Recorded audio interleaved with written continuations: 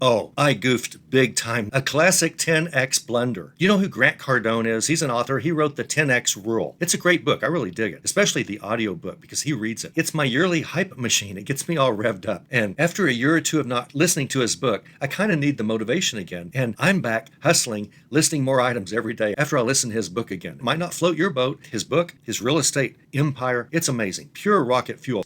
The snag is 10xing our good stuff is fantastic. Multiplying your sales this year by 10 over what you sold last year, that's awesome. But a 10x mess up, not so awesome. Back when I had a job and I worked for a living, I've been unemployed ever since. We're talking decades and decades since I worked for anyone. Like I was really young when I last worked for someone. But on my very last day, coincidentally, my boss said, Greg, you need to cut down on your mistakes. And I thought for a minute and I said, well, what I'll start doing is coming in a lot later and leaving a lot earlier. I won't make as many mistakes that way. But he didn't think so, I guess, because it was my last day. I wonder if it had anything to do with that.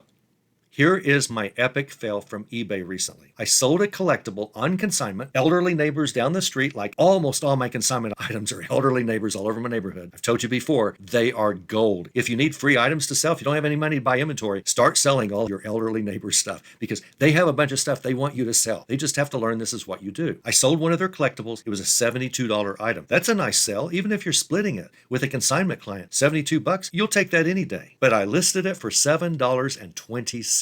I missed a decimal point. It was decimal disaster. First time I've ever botched a price that bad in that situation. In a few days, I'm going to do another video and tell you about another major pricing blunder that I made in a different situation on eBay. But this is the first time ever I botched a decimal point when I listed an item. Now, after I list an item, I always preview it. After you list an item, eBay gives you the option to view the item, revise the item, sell one somewhere. I always click view item, always. I want to see what I just created. I just want to run through it real fast. I kind of want to glance at the pictures, glance at the title, glance at item specific, glance at condition, glance at everything. I just want to glance at everything. And I do this every time. And I once in a while find some little thing that I'm glad I saw. I think you should do this too. It takes 3 seconds, 4 seconds to list an item and then click view item and go through it.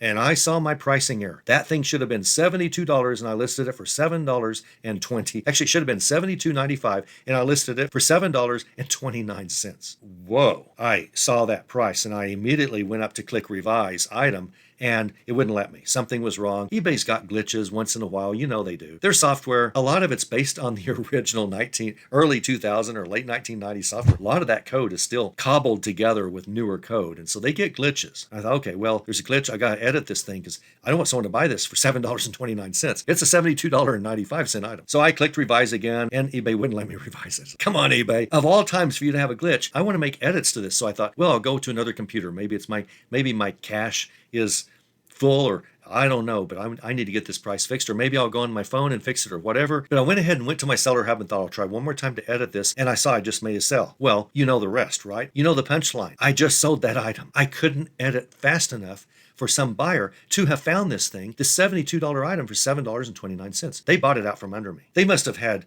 a search and alerts on steroids. They just swooped in like a hawk on a mouse. The collectible category, I mean, those guys are pretty glued to some of their notifications because they want deals like I just handed this guy. Now, eBay should have blocked the sell, maybe. I don't know. There's an argument to be made. I was editing the record, the listing. That's what semaphores are for in tech speak. I don't know if you know what semaphores are. Kind of like traffic cops for data, ensuring that no one buys while you're editing something. That's called a semaphore in computer talk. You can drop that at the next cocktail party. You'll sound like a genius. But eBay's semaphores were napping because the guy bought it. I was in the middle of editing. Didn't matter. The guy bought it.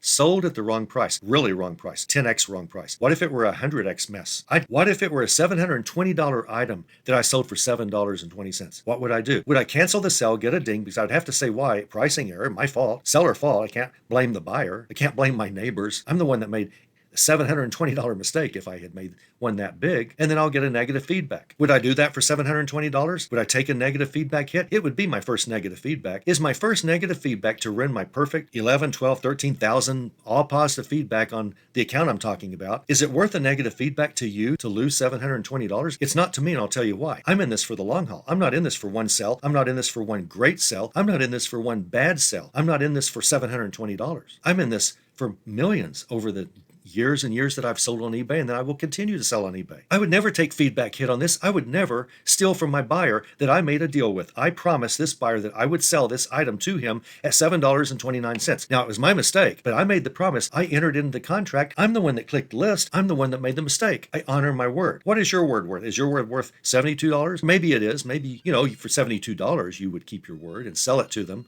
for $7.29. What if it were $720? Is your honor worth $720? I don't know. Mine's worth more than that. I'm not going to sell my word, my honor, for $720. I want to eat that money. I'm the one that messed up. I won't cancel it. Now, I did tell the buyer, and remember this, I did say, oh, rats, I really messed that one up, didn't I? I just listed this. You might have seen it. Just went for sale. Obviously, $7.29 was the wrong price. It should have been $72. And then I said, but a deal is a deal. Congratulations. We will ship this to you in the morning, well packed. Now, I made another pricing error in a different situation on eBay at another point in time that I'm going to tell you about soon. And I said the same thing. I sent them an email and said, well, I messed this one up, didn't I? But a deal is a deal. We're going to ship this to you first thing in the morning. Now, this buyer said, well, thanks. I appreciate that. So he was glad that I honored my mistake. Now, what would you do? I know what I would do. If I were a buyer and this happened, I would kind of feel awkward and I would probably say, look, go ahead and cancel it. It's okay. Put it at the price you meant to buy it, you meant to sell it at. And if it's worth it to me, I'll think it over, then I might buy it. That's probably what I would do. But my buyer's not wrong for taking it for $7.20. It's not wrong. I offered it. He took it. How would he know it was a mistake? He knew it was a great deal, but maybe I didn't know what it was worth. And once he finds out I made a mistake, it's still not on him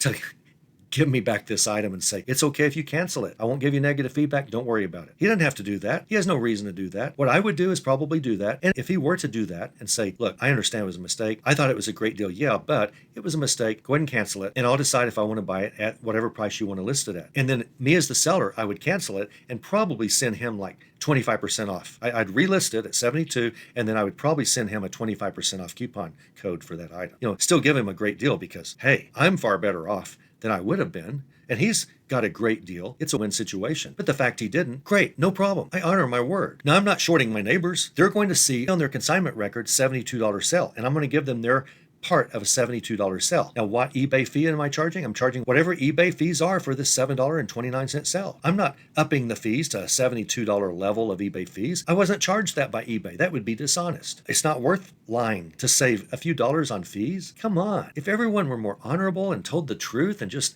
treated each other joyfully and accurately and honestly, wouldn't it be a better world? So what would you do? You need to weigh the cash sting versus the potential bad review versus an account ding that you're going to get from eBay if you cancel the sale and it's your fault versus you not honoring your word. You got to weigh all of that for yourself and do you shouldn't do what you think is right. You should do the right thing at all times. You should honor your word at all times. So I hope my wallet's sacrifice has educated you, has made you think. But the best thing is this is tuition that I've paid, and it's education that I will never forget. I will always check that price a second time. Before I click list item for the first time, I'm going to scroll up. If you're on a computer, it's real easy. If you're on a cell phone, good luck. I think you should create every listing on a computer. It's so much more accurate. Even though I'm telling you about a huge mistake I made. Listing on a big screen, on a computer screen, on a tablet, so much more accurate than doing it on a cell phone. You're going to make little mistakes that you never know about until they're too late. But if you list on a web browser, all you have to do before you click list for the first time on a new item is press page up once, look at the price. If it's right, press page down and then click